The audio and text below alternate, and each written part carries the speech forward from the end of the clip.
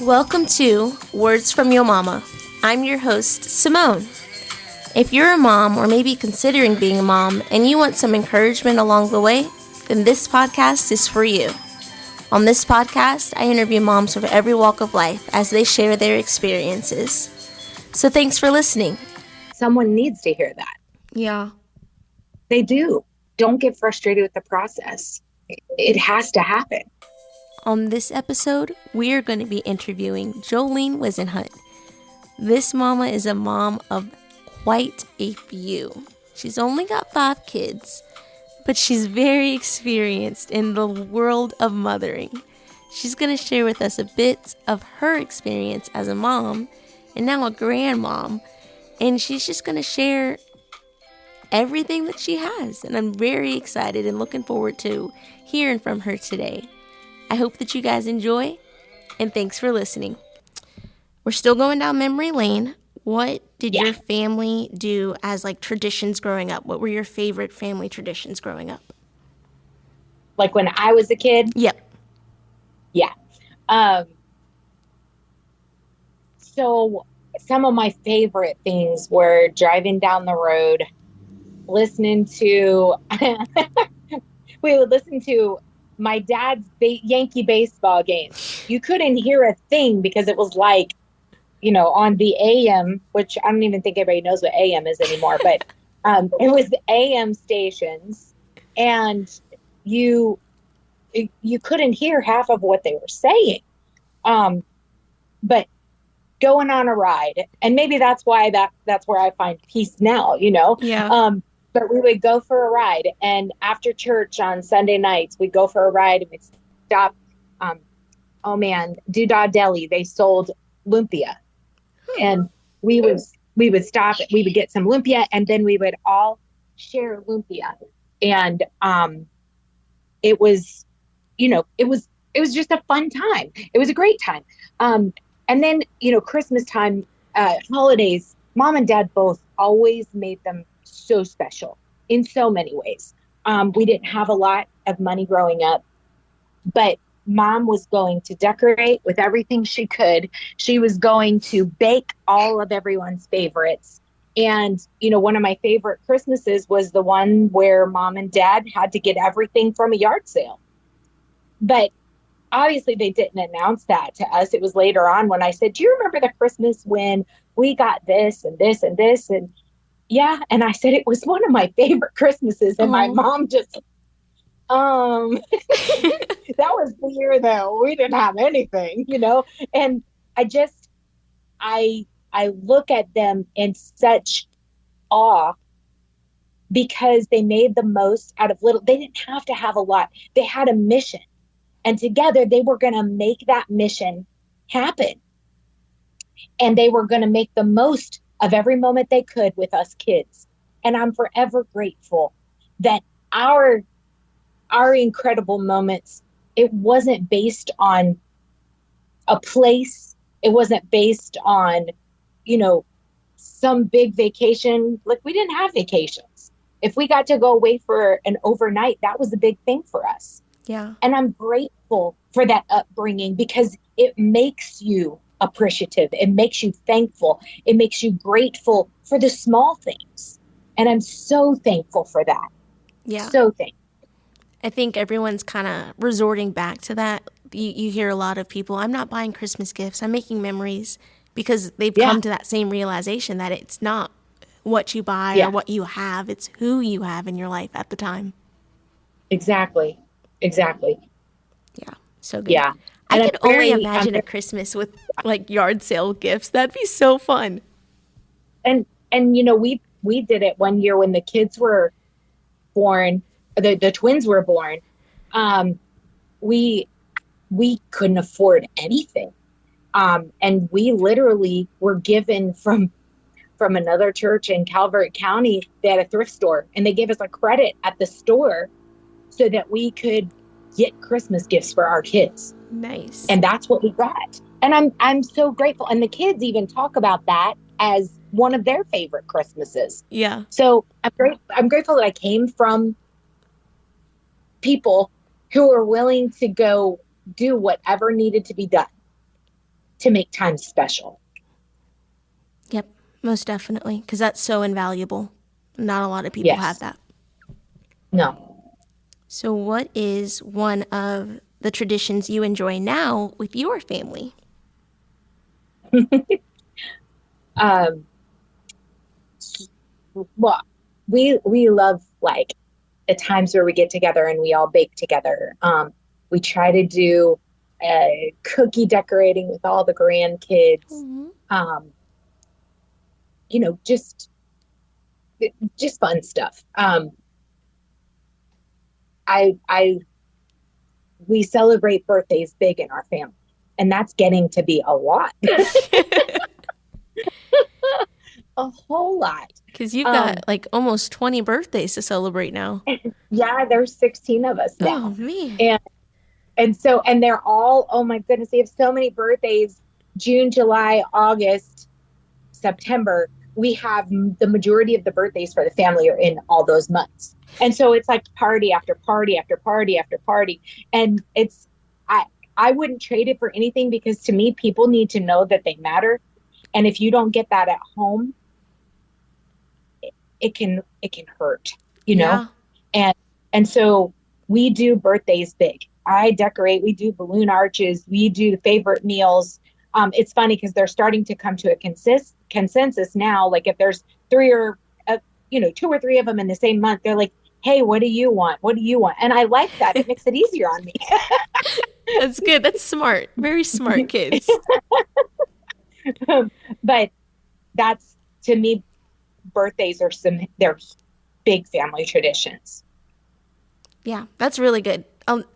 We're celebrating it every year, and we're celebrating it big. So, and when I say big, it's just we make sure we acknowledge it, have dinner together, have desserts together, and spend time together, Yeah. No, that's great. I love that. So, our next question, this one you don't have to dig too deep for because you Okay, probably good. already know the answer, but I'm going to ask it anyway. Okay. Who is your role model and why? So I have two. That's fine. My dad and my mom are my role models. And for very different reasons. Okay. And I feel like, coming from my vantage point as a wife, a mom, we can obviously see why my mom would be my role model. Yes. That's plain as day.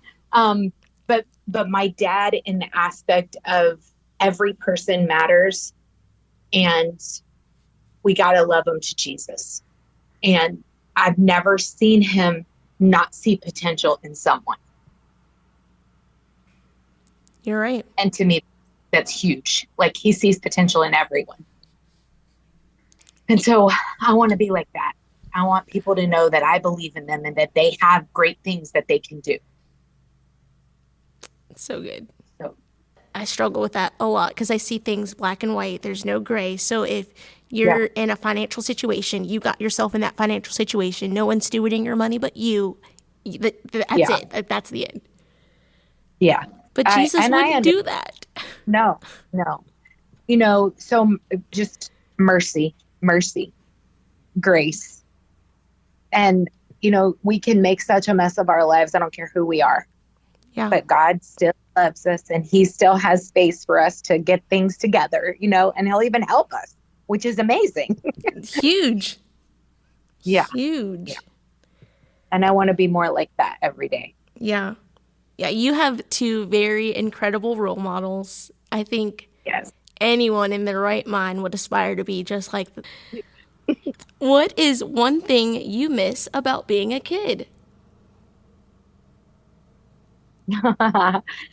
Getting to be around mom and dad every day. I got to see them all the time, and they do live close to me, so I do get to go see them. But it's not the same when you live in the same house. I miss our family being that close. Yeah. A lot. As the older sister, and to me, my siblings, there was nobody like them. They were the best people ever. And when I say that, like, yeah, we all got on each other's nerves. I mean, we're siblings, but I hope I was their biggest cheerleader, they were, I mean, they still are. They're all incredible people. And I miss them so much, so much. And I know I live near some of them, but life gets so busy and, you know, things change. And I miss the closeness of our family. Because what y'all had, very few, like I would dare to say 10, like less than 10% of America has what y'all have as far as your family loving each other and being so connected. Yeah. Yeah. And I miss it. Yeah, I would too. A lot. I think you need a new tradition where your whole family makes lumpia. I agree. So, keeping it light, list 3 words that describe your personality. Okay, 3 words. I guess a good word is jovial. Everyone always tells me that my laughter, you know, lights up the room or whatever. It's contagious. That's what they say. It is. I had somebody recently call me the laugh of their life instead of the light of their life or the love of their life. I'm the laugh of their life. And I thought that was a good compliment. So jovial, caring. I hope that's what I portray. I care about people a lot. Yeah. And man, somebody just told me I'm a mom to everyone. Yes. So I don't know if that's a characteristic, but I hope that I can be a mom to those that need one. So when I thought about your church, even just looking at it now, it's so, it's just, you open your arms to everyone. Everyone. There's been... I don't want to change that. I want to love everyone. Everyone needs a place, you know? Mm-hmm. There's been even backsliders and people that I've talked to, and I'm like, well, if you don't like our church, or if there's a church that could be closer to you, go up to Brandywine. And they've gone up there, and they're like, it's a great church. I love it. And I know you've seen some of them like in and out. So it's kind of, it's just cool that you do, Jolene, you have just this, I don't know what it is, but you really just, your hugs are the best too. Aw, I hope so. I love to hug people. And, you know, I've had even people who didn't like to hug. I can think of someone right now who they just had walls up, and it's taken several years, but now they actually initiate a hug with me. They wouldn't say I love you before. And now they'll tell me they love me first. Or I'm never left hanging. Like if I say, I love you, you know, they're, I love you too. And to me, that's a huge accomplishment. A huge accomplishment. You've loved them back to life. Well, I hope to. I hope to. Yeah. Oh, this one should be easy for you. Hold on. Where'd it go? There it goes. Okay. What advice would you give your grandchildren or your great-grandchildren? Oh, man. I would say always put God first, then your family, and then your church. And love people no matter what. It's great. Very good words of wisdom. I figured it'd be easy because you see them all the time, so then you can just kind of, you obviously practice what you preach, but you would just refer back to something that you've taught them or you've practiced, you know? I hope that I live it out in front of them. I'm sure that you all do. The time. I'm so sure that you do. So what is one thing you wish you had more time for in life? Oh man. So the last year has been extremely busy in our lives. Like purchasing the building was a lot of work. Yeah. And now that we own it, we're trying to make, you know, improvements to it. And there's always something new to do and it's exciting, you know? So I'm always busy. Like I quit my full-time job 3 years ago. Wow, 3 years ago this month. Wow. Because we knew that the church needed to grow to another level. And with both of us working full time, there was just no way to focus attention on that. And so I quit so that I could kind of be behind the scenes doing all the things that needed to be done to make sure that we're steady. You know what I mean? And so I did that. And it took time, but God got us to this place. So I've been so busy doing all the things, and I was making sourdough. I was making my homemade sourdough and I had a good sourdough starter, and then we got busy and I forgot about it. And so then it died. So I have to start that again. And then I didn't get to do much canning this year, and I got to do that last year, and I absolutely loved it. Hard work. Oh my goodness, so much hard work. But I miss it this year. And so if I had more time, those are the things that I would like to do. Because doesn't your mom, she does the tomatoes, right? Or is she cans everything. She cans everything. Yeah. So those are the things that I would like to focus more on. Again, I know it's just a season, and I know God allows seasons for a purpose. And so I'll just wait until it's that season again. The whole trust thing, because you don't know how long a season is. Like in real life, a season's 3 months. You're like, okay, 3 months later, what's going on, God? Where are we at? I just look at one day as like 1,000 years to God. So, you know. Yeah. 3 months might be a while. So what do you wish you had wasted less time on? Worrying what other people thought of me, of my family.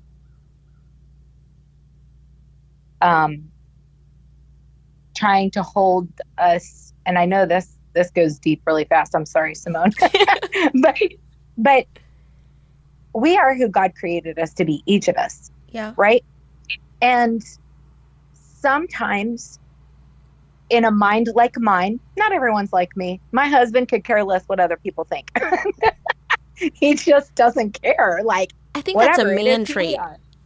Yeah. Well, for me, it's not that easy. And I've had to learn, like, whatever. We are who we are. God made us. He saw our imperfections. He actually put them there. You know, he allowed them to be there. I don't mean he put them there, but he did allow them to be there, right? Mm-hmm. And because he knew my strengths and my weaknesses, and I don't have to try to impress people. Yeah.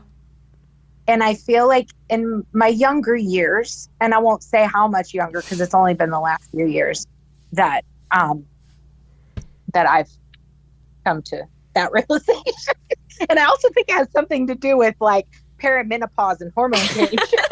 You just get to this place where you're like, I don't really care. At the end of the day, if I please Jesus and I know that I'm right with him, I don't care what other people think, you know? And so, it's kind of liberating, to be honest. I can only imagine. But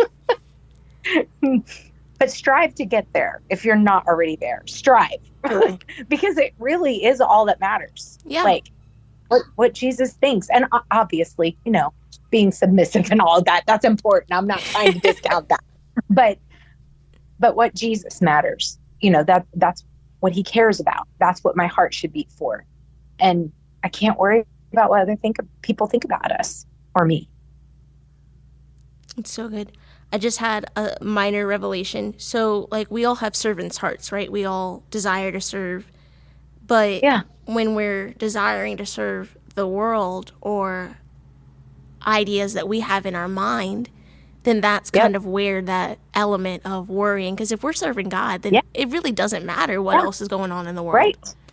Right. Man. It's so true. It's so true. You know what I hate about doing this, Jolene? It's the mom podcast for moms. But every time I feel the need to like go find an altar after I'm done these interviews. That's my limited capacity coming in. That's why I'm like, I think I need to stop. That's good. Conviction. So good. Yes. Ooh. What is something your mom always told you? If you can't say something nice, don't say anything at all. What? No. Yes, she did. Not bridle the More tongue.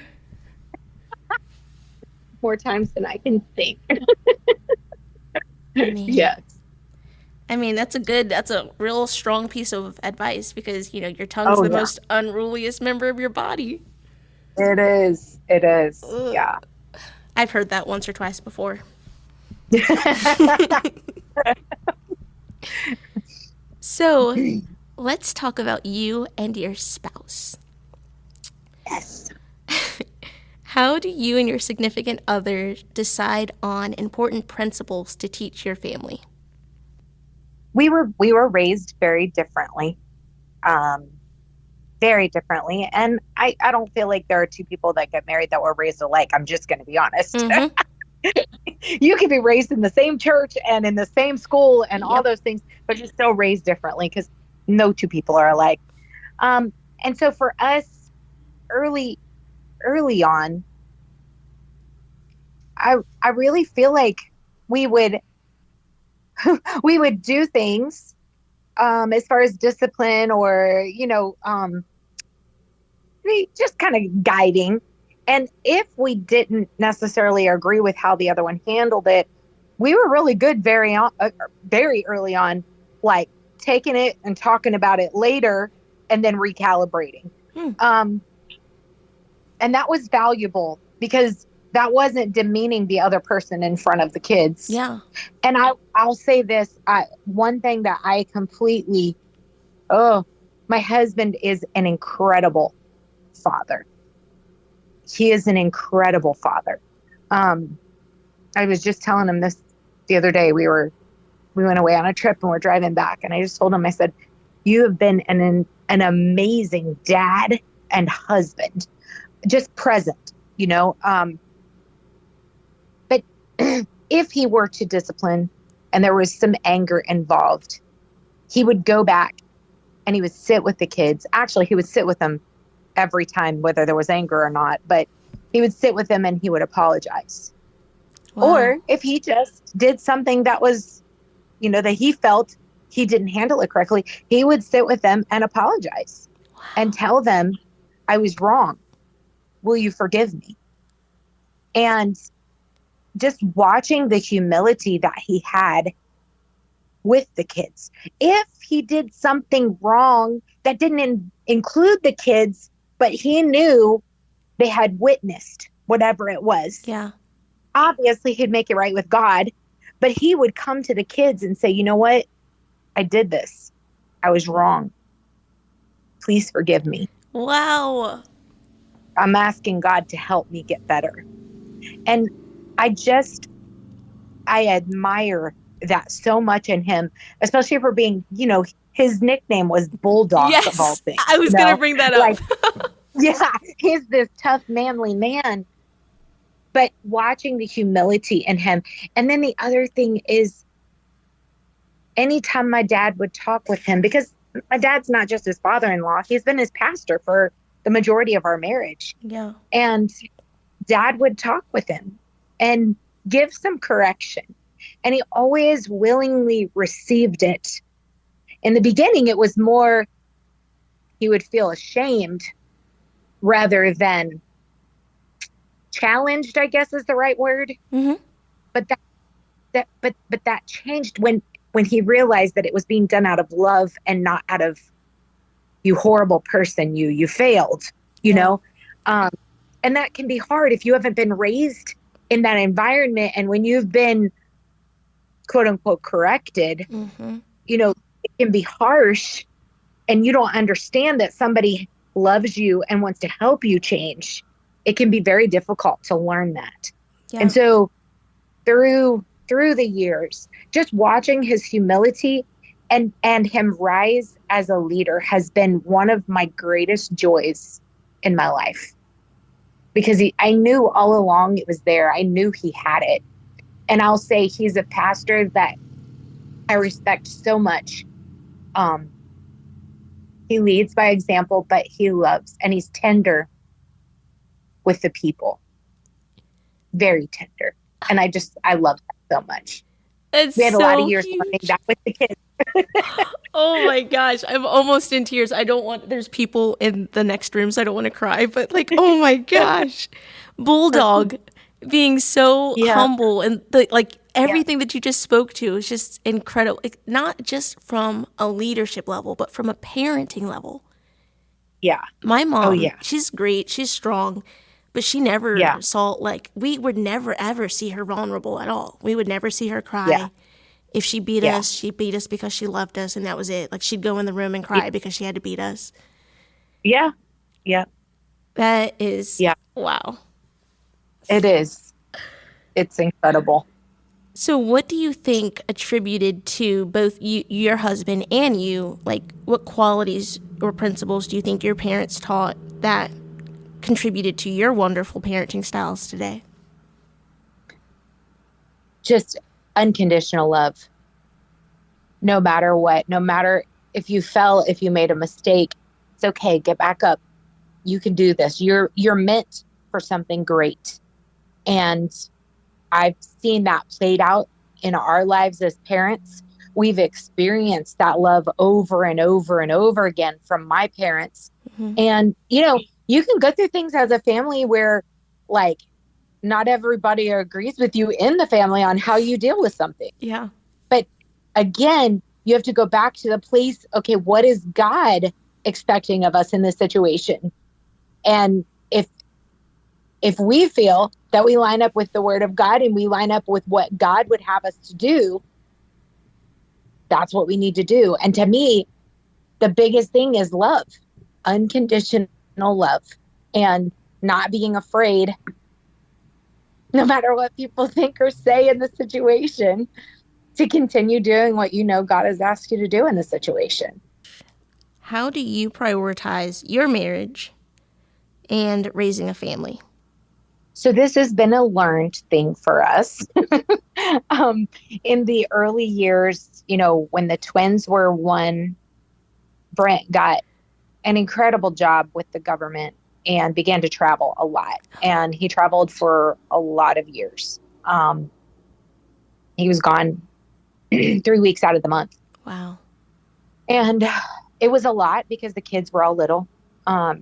We stayed faithful to God, faithful to the church, served in everything, never missed anything for anything.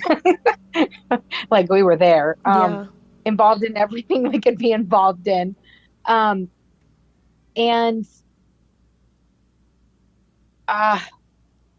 just came this place within us that we knew, okay, we have to prioritize one another. And again, we didn't have a lot of money. I mean, we went through some really hard financial times, some very hard financial times.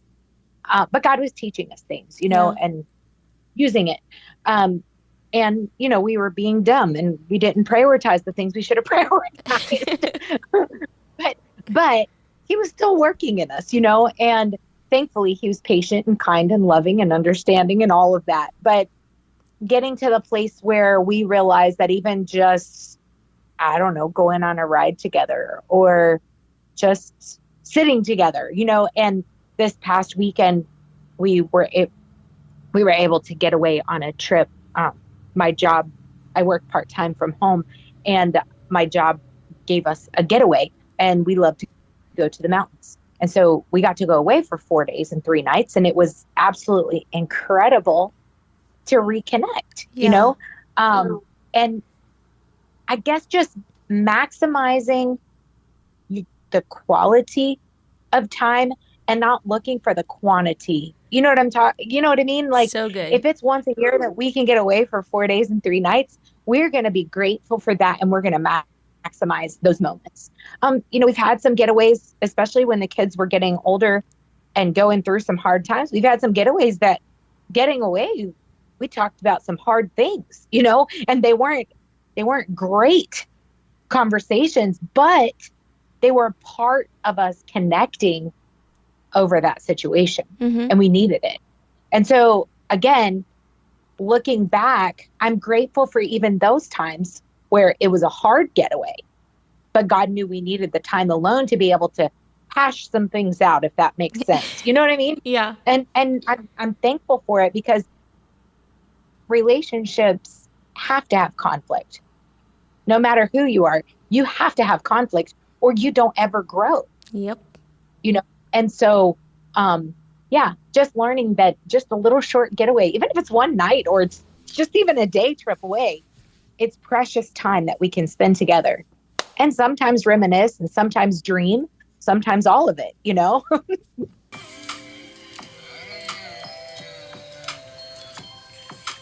Well, that's all we have for this episode. Be sure to tune in next week for more words from your mama.